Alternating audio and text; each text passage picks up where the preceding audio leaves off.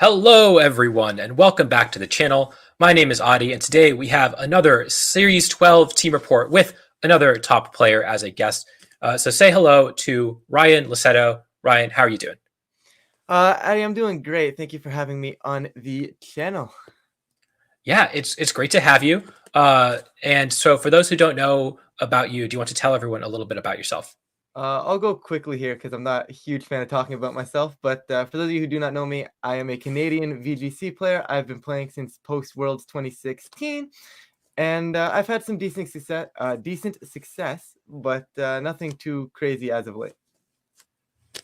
Okay, in that case, I will help you introduce yourself. Yeah. So Ryan is a Toronto player. As you know, I was in Toronto for a while and played you in a lot of locals, and you were one of the most feared local players. And you really popped off in 2019, where you got top cut at Console Regional and Moon Series. So very very scary player, and I know you've been playing a lot online, and also you are a content creator. You have a Twitch channel and a YouTube channel, which are both phenomenal. Which will be linked in the description down below if you want to check him out. And I'm sure that you can see more gameplay of this team when if you go check him out. But I guess to the team itself, you used this team this past weekend to get second place in the X9 championships. So do you want to tell us a little bit about your team building process and how the lead up to the tournament went for you? Okay, so on Thursday afternoon, I decided I need a team to stream with tonight, since Thursday night is my general stream night. And I said, you know what?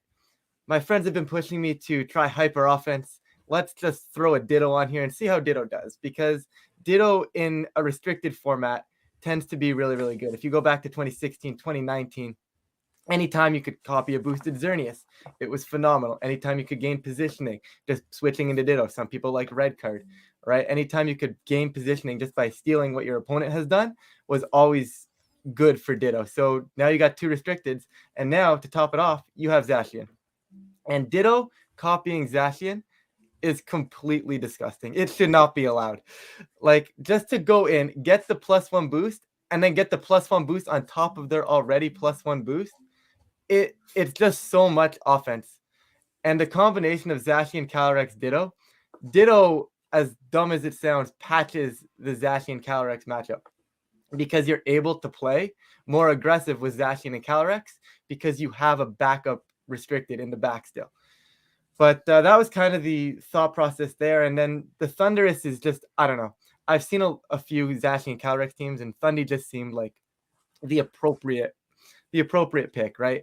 Incineroar obviously threatens both of them. Thunderous threatens the instant, kind of keeps them away. And Max Knuckle is really nice besides Zacian and stuff like that. Whimsicott, I figured, you know what, if I'm going to go hyper offense, I need Tailwind. So Tailwind, and then I said, Sash is taken, so eject button switcheroo. Maybe I can stop them from maxing early, allow Calyrex to get some Astro Barrage boosts, or even just keep pieces at bay, right? But so that's basically kind of how the team came, and I just kind of threw an Incineroar on there. Yeah, I mean, Incineroar always the best 6 Pokemon to put on a team. It definitely feels like that happens a lot. And so was this tournament? I know this tournament was best of 1 in Swiss. It was best of 3 in Top Cut. Yes. Right. Yep. Was it open or closed team sheet? Open team sheets the entire way through. Okay, so they knew that you had a eject button Whimsicott as well, and it still Indeed. like worked well for you. Yeah, it was interesting, right? Because sometimes you bring something in and you want to just Dynamax, but me having not only Dazzling Gleam, but also Astro Barrage as well, just you can't just safely Dynamax unless you deal with the Whimsicott first or get down to 2 Pokemon, and that's never advised the game strategy. But I don't know, it seemed kind of worked. That's all I really have to say about it. I don't know why. Yeah, fair enough. And eject button, again, something that like I think that I haven't seen it as much, partially because every team has a Zacian. It feels like a lot of teams have Incineroar, and so it's a little harder to pull off when there's a few Pokemon that just can't be tricked at all. But there's also a lot of Pokemon that can be tricked. So there's a lot of Thunderous leads, so a lot more Calyrex now. And so I think if you know your matchups and you know when you're going to bring it and what pressure it's going to exert, because like you said, you don't actually have to click it in an open team sheet format, then it is very cool. And so I obviously Whimsicott maybe the epitomizes the four moveslot syndrome. There's just so many moves you want to run on it. So Did many. you ever consider any of the other moves? Uh, Probably like two of them. Taunt for sure. I desperately wish I had taunt, just because if you play an opposing Whimsicott, it's it's actually optimal to go for taunt. But if they, regardless if they win the speed tie, you're in trouble anyways. But sometimes just having that taunt to stop the Whimsicott, maybe stopping Trick Room, stopping a setup move, just taunt is so nice. Cotton Spore was something I ran back in Series 10 just for the Calyrex mirror. So you get Tailwind. If they set up Tailwind as well, you'd Cotton Spore the next turn. I think it's Cotton Spore. That's the right move I'm talking about, I believe. The one that slows both Pokemon down. Yeah. That was that. It would just win the Calyrex mirror. But now Calyrex is Focus Sash, so I figured I probably wouldn't need that anyways for the most part, since I had two chances to win the speed tie. Yeah, makes sense. And you've also got a Ditto, which is just incredible in the mirror, like you said. Let's throw a Ditto on there. Yeah. I don't think we need to talk about the Ditto moveset. It is pretty standard. Choice Scarf at this point, I think, is pretty standard because you want to make sure that you outspeed the Zacians that you copy and the Calyrexes that you copy. But do you want to talk about the Thunderous and why you chose an Assault Vest? And also, what does this EV spread do? Okay, yeah, for sure. So the one thing I will go back to Ditto really quick. I would probably put max speed on Ditto. Not that it matters at all, but just in case you ever do need to come in and actually manually transform, having the speed is a little bit nicer, I would think. Maybe if you want to be optimal 0 attack IVs for switching into a foul play, but I wouldn't go ahead and do that. Thunderous, though, back to the main point. The EV spread I've been running forever. It basically just gives very good odds to live a Zacian Behemoth Blade, to live two of them, so make it a 3-shot when it's intimidated. So with the Incineroar on the team, it just felt like a good spread to carry on over. Nothing else too crazy on the Thunderous there. Sure, makes sense. And then moving on to the Zacian, you ran 3 attacks instead of running Substitute. And do you want to tell me why you chose that? And also, again, a little bit about the EV spread. For sure. The EV spread is 204 speed. There's a lot of timid Zacian, not timid Zacians. That's a terrible idea. Don't do that. But there's a lot of timid Venusaurs going around right now with a Focus Sash, so they tend to be max speed as well. So the 204 speed allows me to guarantee that I'm outpacing them when I'm at +1. So if I have a Thunderous lead, so I get to +1 with Zacian, I'm guaranteed to always outpace the Venusaur despite any sort of stun, which is really nice. The 164 attack was basically just kind of to mess with people's damage calculations. So if you look at the damage calculator, the common spread is 156 adamant.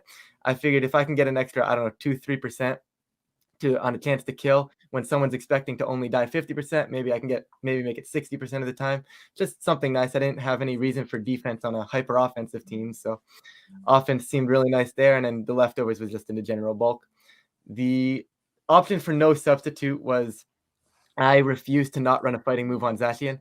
So when I needed play rough for the Yveltal matchup here, there was no way I was going to drop the Sacred Sword. Should be close combat, by the way. If I had to go back and make a change, I would definitely switch to close combat just because of the Phantasm from Calyrex. Just Phantasm into close combat is super nice. Wish I had it a few rounds of the tournament, but unfortunately did not. But just play roughs for Yveltal, and like I said, I didn't want to drop the fighting move. It just seemed too nice to drop. Yeah, definitely. I can totally see on a team with Calyrex where you really want to hit something like an Incineroar super effectively. It's hard to drop Sacred Sword or, in this case, a fighting move, so close combat. And similarly, you want to hit Yveltal on a Calyrex team. So definitely makes a lot of sense. I think Substitute is a little easier to use when you're playing more of a positional game. And this team, I guess it can with the Incineroar and Ditto, but it doesn't seem like that's its primary way of winning the game. So and then of course we have the Calyrex now. NJ was on the channel a couple weeks ago to talk about this Focus Sash Calyrex that I don't think at the time anyone had really seen before, but now is pretty much the main set that you see on Calyrex Shadow. But do you want to tell me about the moveset and the EV spread again? Yeah, for sure. So once again, guys, it's similar to NJ. Just Focus Sash, Will-O-Wisp is really nice. It puts on a lot of pressure when you don't necessarily do damage, right? So sometimes you're not going to kill a Zacian before you're going to die, so you can just leave it with a burn before you go down, right? Or burning a Thunderous is also really nice. Just super nice for the Will-O-Wisp there. Protect, I think, is necessary. Obviously, Astral Barrage and Psyshock, just two really good stab moves. The EV spread, guys, just go 252. I okay, so this is a bit of a backstory, but back in the day, I think it was Series 8, I decided to use Spiritomb beside Weakness Policy Calyrex, and I literally just took the exact same Calyrex just because I was too lazy to change the EV spread. So just go 252, 252. It actually helped me and hurt me twice in the tournament. So it was a good to have, bad to have at the same time, but just go 252, guys. It's better. Yeah, I believe that. When you have a focus sash, I don't think the bulk is really Not at all. important at all. Although sometimes you do get chipped and it comes up. I can't imagine it comes up that often. No, came up once over the weekend. I was chipped. I think I was like 75%, and I had a Calyrex, and I decided to max it in front of a Kyogre. And I'm like, okay, let's get rid of the Kyogre's Mystic Water in case there's a chance my Calyrex survives. I ended up living on 6 HP, so I would lived on 6 and win the game. So I guess the bulk matters if you want to take no Mystic Water max Geyser from a Kyogre when you have 75% HP, but I don't think the bulk matters at all. It's not worth it. Yeah, for sure. And then last but not least is the Incineroar.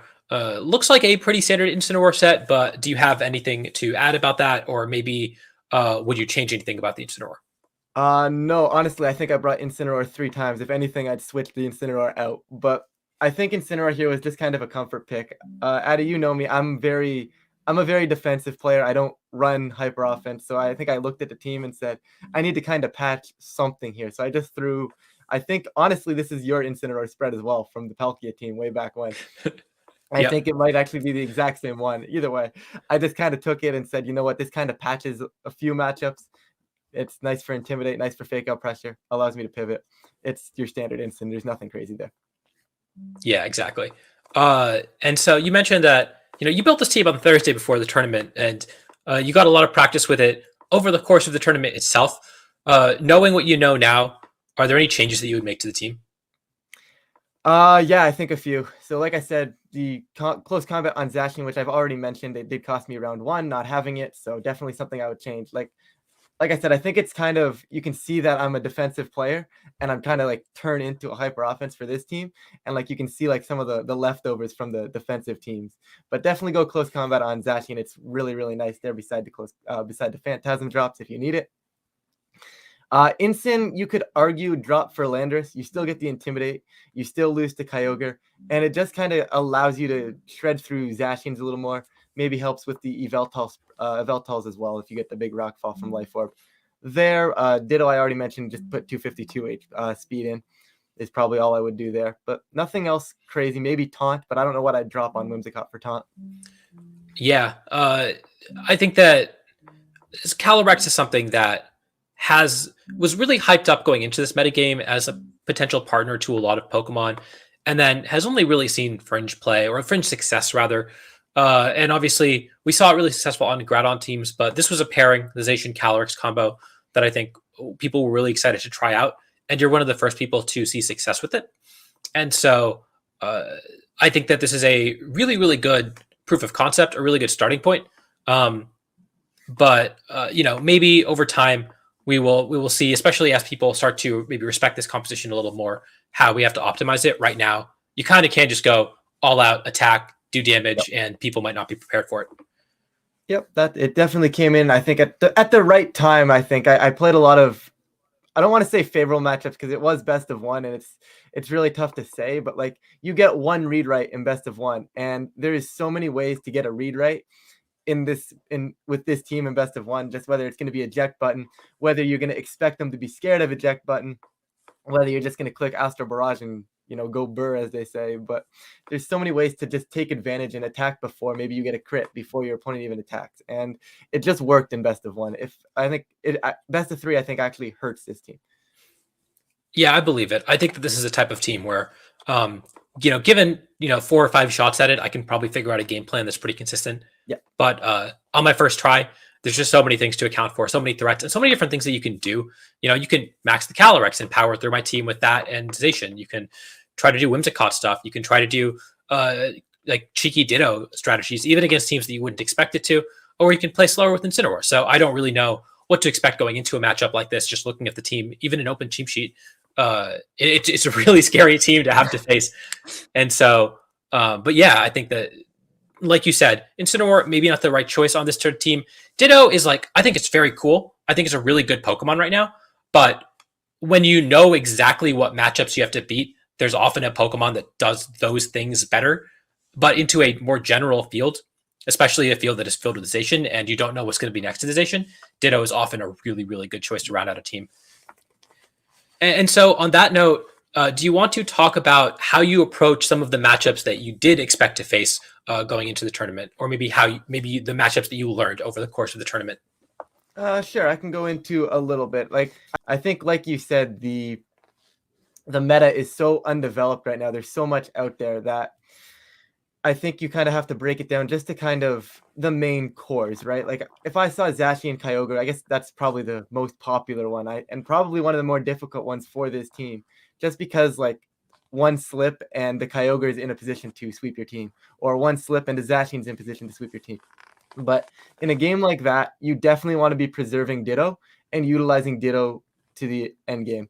So you want to lead Tailwind for sure. And I normally go Tailwind with Zacian because if I have a Ditto, I can afford to lose Zacian early because I can just copy their Zacian near the end if I need another Zacian.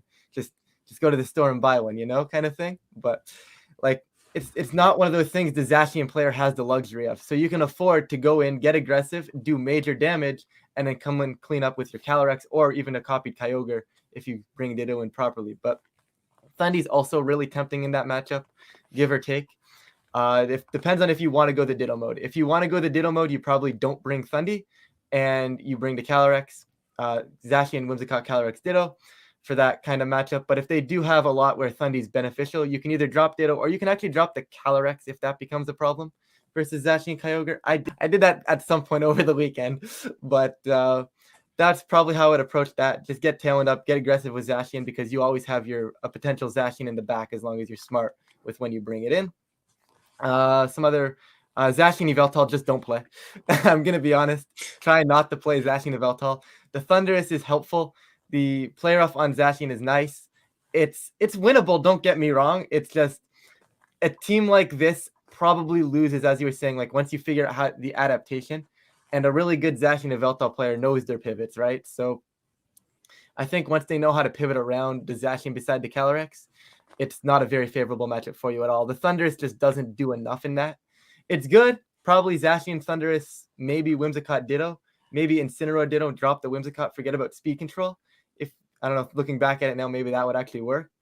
But that's not a favorable matchup. I'm trying to think of what else there actually is. I guess Groudon stuff is just bring Calyrex and get speed control there.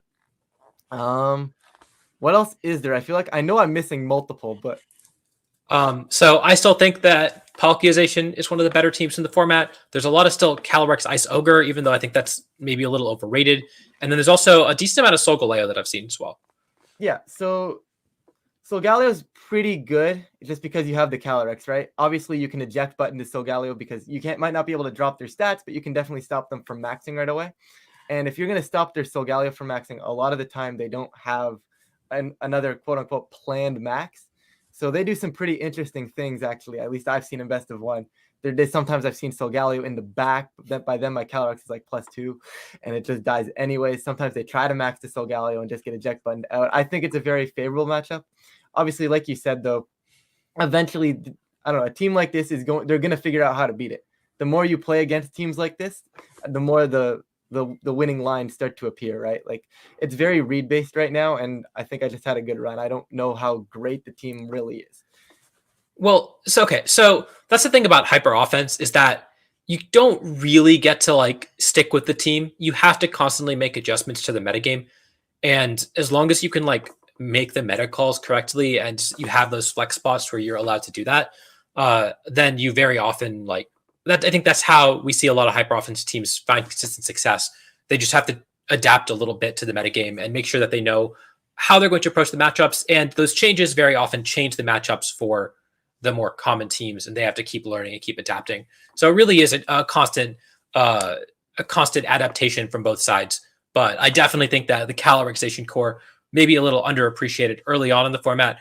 I think it's here to stay. I think we're going to constantly see it being innovated and put pressure on the metagame. I'm inclined to agree. I think there's a lot to be explored with this core. I think there's also probably a more defensive approach you could find. I'd be interested in trying it, seeing if there's a more defensive approach. It's just right now I figured, yeah, let's go for it, see what happens. Yeah, definitely. And then, do you want to talk about one or two notable matchups from your tournament run? Sure. I figure, you know what? Let's start right off the bat with the top 4 match. I think that was by far one of the most fun one of the most fun matches I've had in a long time. Just having Ditto copy Seismitoad twice as the game plan. Like, so I had the luxury of them not streaming all of top 8. So when I wasn't the match on stream, I was able to wrap up my top 8 set a little earlier. And I said, okay, how do I beat this Seismitoad team that I actually lost to? Is one of my 2 losses in Swiss earlier in case I have to play it in top 4. So I went to my friend Gabe, or Mr. Game and Watch, for those of you who may recognize that handle, and said, Gabe, what do you think? How do I do this? And he said, you know what? If you can copy Seismitoad with Ditto, it's actually going to work really well. And sure enough, Ditto walked in, copied Seismitoad, and having my own Seismitoad win that set for me. Hands down, that was so fun. Right. I mean, that makes a lot of sense, right? Because these Zacian Ogre teams are running Seismitoad because Seismitoad is so good in the mirror, and that's just such a common matchup. But if you also have a Seismitoad on command, then that's just a very positive Pokemon against the Zacian Ogre compositions. Yeah, for sure. It was a ton. That was a really fun match. I believe that match is probably on Joe UX9's Twitch channel. But anyways, what I do want to say is I do want to address something because I went back and watched the stream after, and so it came down to the end game in game 2 where I had Calyrex at +2 in front of Kyogre. Kyogre had about 80%, and there was a reflect up. Now, a lot of people in the chat, and I believe Joe ended up mentioning as well, that Psyshock actually is blocked by Light Screen and not by Reflect. I decided to go for Astro Barrage. It is the cooler animation, and with the Light Screen up sorry, not the Light Screen, but with the single target versus spread damage, it actually ends up doing around the same amount of damage. And interesting fact, I didn't know at the time. I knew it would be close, but at the time I didn't know, but it does actually end up doing more damage. Single target Astro Barrage does more than the Psyshock would to a Kyogre, which I don't know. I guess I don't know. In the moment, it made sense to me. There's a chance the Kyogre was heavily defense invested as well. So +2 Astro Barrage just seemed like the appropriate way to wrap up that game. But it worked out. That's the one thing I did want to address. Trying to find another match to highlight because they were all really, really good. The finals match was unfortunate, but I'm not going to talk about that. I mean, Jude played well. I'm not going to say anything there. Jude did play well. I played very poorly game 2 as well, but that's probably not something to highlight there. I don't know. It's tough because like normally like you I don't know. I find I remember sets a lot more than I remember just a single game, right? Like most of Swiss kind of starts blending together for me. Yeah, well, you had a really incredible run, right? Because you started out, I think, 0-2 or something, pretty poor start, and then ran it all the way back on the bubble the entire time and managed to make top cut. Yeah, I went 0-1 to 2-1 to 2-2, and then I made it all the way to finals. But I guess we'll talk about the winning in and why you should be running 252 special attack Calyrex. So I led Calyrex Ditto into what I had expected was a Thundurus and a Zacian.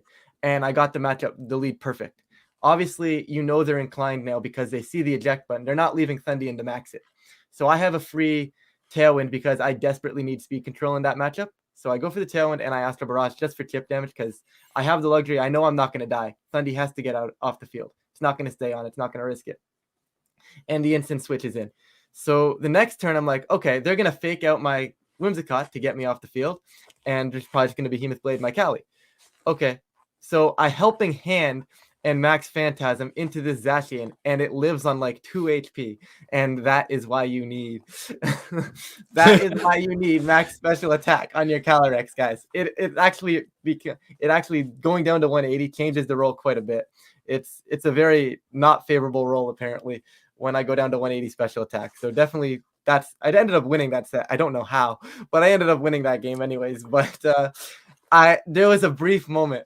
My heart just sank, and it was from 2-2 all the way back, pulled it back to the winning in, and I'm going to lose because I'm not max special attack. And I had brought it up earlier in the tournament. That's like, this is what I get for not, being lazy and not updating my spreads. And then it actually mattered, and I'm like, oh, you got to be kidding me. But no, that was a pretty fun match. Yeah. And if people want to watch your matches, where can they find you? You can find me on. I'm gonna doing some different gameplay on YouTube at SableyeVGC, as you see on the screen right now, or Twitch on the VOD from the tournament will be up there as well for a while. That is also just SableyeVGC after the Twitch.tv. My handle is not very complex.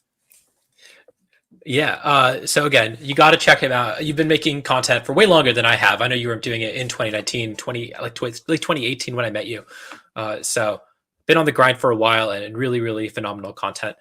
Those are all the questions that I have. Do you have any final words or shout outs that you want to give? Yeah, for sure. I definitely want to give a shout out to Gabe or Mr. Game & Watch. I know I mentioned them once already, but definitely for the amount of prep they always put in with me and convincing me, being one of the main factors as to why I actually ran hyper offense on Saturday. Because I played this team, like I said, on stream Thursday night, and I hit rank 9 on the in-game ladder. Obviously still early season, right? So nothing too crazy there, but I was going to do a YouTube video on the Friday and be like, this team destroys ladder, right? You guys got to try this out. And Gabe's like, hold up, let's hold off a little. See, maybe you can use it in Joe's tour. I'm like, you know what? I wasn't even going to play in Joe's tour, but let's play in Joe's tour and use Ditto. It's best of one. Why not? And I guess here we are now, but definitely owe Gabe for that one. So big shout out to Gabe there. Definitely anybody else who helped prep on Thursday night, whether it was most of the Team Canada group helped out a little bit, which was really, really cool to see. Enjoyed prepping with them. And I think that's about it. And obviously, if I forgot anyone that did help prep, I apologize. Actually, Sohaib helped me prep as well for the finals match. Unfortunately, didn't go that well, but I do appreciate the help there as well. But yeah, I think that pretty much all I have to say. So thank you for having me on. I really appreciated you asking.